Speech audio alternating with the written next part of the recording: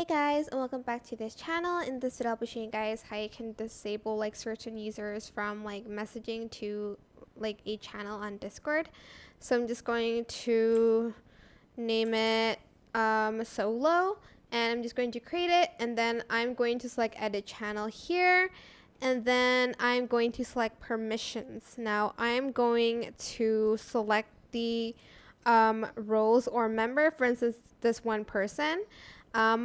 They're not allowed to send messages, so you're going to press the X here and press save changes, and this means that they won't be able to basically send messages on this channel.